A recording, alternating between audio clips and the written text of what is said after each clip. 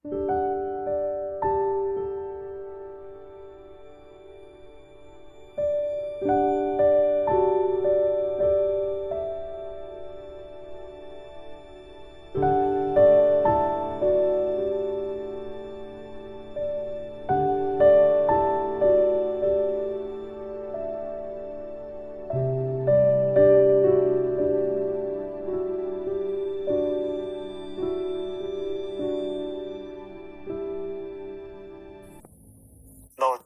Aku dan adikku. Setelah ayah berangkat kerja pagi ini, aku dan Imran pun akan berangkat ke sekolah. Aku sudah di kelas 5 SD dan adikku baru kelas 3 SD. Sebelum berangkat ke sekolah, kami biasanya makan nasi dengan sayur mayur atau sesekali kami bisa makan dengan telur dadar yang dibagi dua oleh ibu.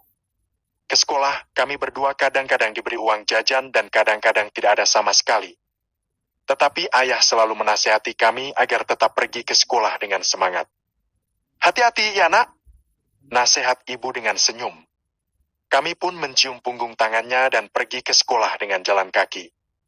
Ibu dan Aisyah melepas kami dekat pintu dengan tatapan mata yang berbinar. Seperti hari biasa dari Senin sampai Sabtu, anak-anak sekolah diantar orang tuanya pergi ke sekolah dan pulangnya pun kembali dijemput pula dengan sepeda motor.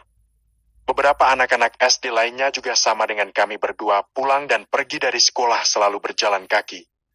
Tetapi ini selalu membuat kami begitu senang. Ayah tidak pernah menjanjikan apa-apa kepada kami jika kami berdua memperoleh nilai bagus di sekolah. Ia hanya begitu bangga dengan kami.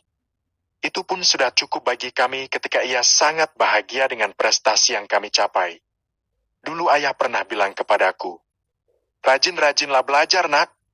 Ayah sangat bahagia jika kalian dapat bersekolah dengan baik." Lalu, kami pun menganggukkan kepala kami untuk mematuhi nasihatnya itu agar kami dapat membahagiakan ayah dan ibu. Ayah tidak terlalu banyak bicara hal-hal yang tidak mungkin kami raih dengan keadaan kami yang serba terbatas ini. Ia hanya seringkali memberi kami banyak nasihat agar kami dapat menyadari keadaan hidup kami sekarang dengan hati yang sabar dan berlapang dada. Di sekolah biasanya aku mendapatkan nilai rapor yang sangat memuaskan. Bahkan, aku pernah menjadi juara 1 di kelas dan kadang di bawah itu. Begitu juga dengan adikku, ia termasuk siswa yang rajin dengan peringkat 3 atau 5 besar di kelasnya. Bagi kami, itu adalah sebuah cara agar kami dapat membuat kedua orang tua kami merasa bahagia dan bangga dengan kami. Setelah pulang sekolah dan sekitar pukul 2 siang, aku dan adikku biasanya pergi mengaji di masjid kampung kami.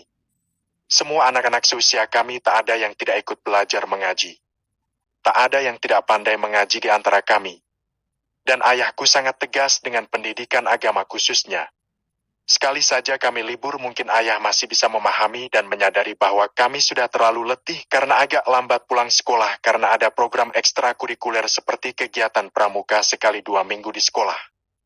Di SD di mana kami belajar, setingkat kelas 4, 5, dan 6 sudah diwajibkan untuk mengikuti kegiatan ini.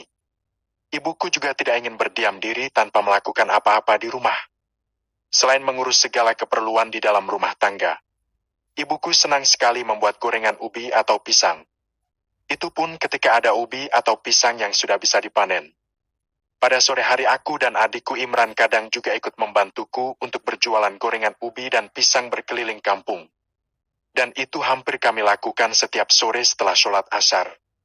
Biasanya jualan bisa laku lebih cepat, dan kadang juga ada beberapa gorengan yang masih tersisa. Ada beberapa pengalaman yang selalu membekas kuat di dalam ingatanku tentang anak-anak seumuranku yang pernah berbuat jahil kepadaku. Pada suatu senja yang indah, ada seorang anak yang datang berpura-pura ingin membeli gorenganku. Namun, tiba-tiba ia mengambil 3 buah gorenganku dan berusaha untuk melarikan diri dariku secepat mungkin agar aku tidak bisa mengejar dan menangkapnya. Dan aku memang tidak mengejarnya. Tetapi ia terus berlari dan dikejar oleh teman-teman sekolahku. "Kejar!" seru salah satu temanku itu yang langsung mengomandoi. Yang lain pun ikut terbawa emosi dengan ulah si pencuri itu.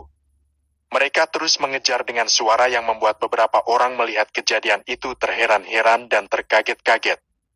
Mungkin karena ketakutan yang luar biasa, si pencuri tersebut tiba-tiba tercebur ke dalam kolam ikan. Akhirnya dia tertangkap. Tetapi ia sangat beruntung karena ia segera diamankan warga setempat dan digiring ke sebuah warung kecil. Bukannya aku mau minta bayar dan ganti rugi atas gorengan yang ia curi tadi, malahan aku menjadi sangat kasihan melihat keadaannya yang sudah basah kuyup. "Kenapa kamu curi?" bentak temanku yang membuatnya menunduk dan takut dihajar massa.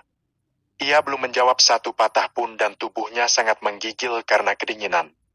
Warga masyarakat yang melihatnya hanya geleng-geleng kepala melihat tindakan yang merugikan itu. Tak hanya itu, semua orang sudah begitu kesal dan geram. Setelah diinterogasi paksa, ia akhirnya mengakui kesalahannya. "Maafkan aku. Aku sangat lapar sekali. Tapi aku tak punya uang." Ia terus menunduk dan merasa sangat malu dengan kelakuannya itu. Aku pun terdiam mendengar pengakuannya itu. "Bilang dong, kalau nggak ada uang, jangan mencuri kayak gini. Nanti jadi kebiasaan," kata seorang warga menasehati. Kemudian ia mendekatiku dan mengganti kerugian yang aku alami. Setelah ia menasehati, si pencuri tadi diperbolehkan pergi dengan syarat tidak mengulangi lagi perbuatannya itu.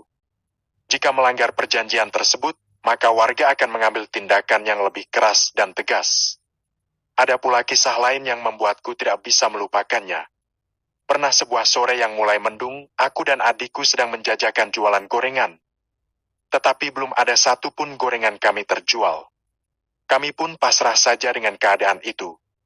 Sudah lama kami berkeliling kampung, akhirnya kami berdua memutuskan untuk beristirahat sejenak di tepi jalan dekat masjid. Tidak terduga dan tiba-tiba datang seorang ibu menghampiri kami dan memborong gorengan kami seluruhnya.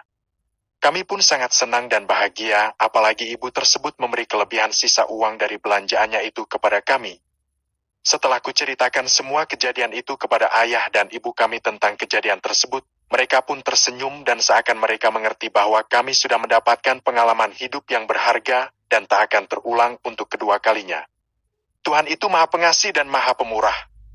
Kita hanya berusaha dan berdoa saja, ucap ayah dengan yakin. Hari ini masih ada orang baik yang mau menolong antar sesama. Kita mesti bersyukur, tutur ibu menasehati. Kami hanya tersenyum mendengarnya.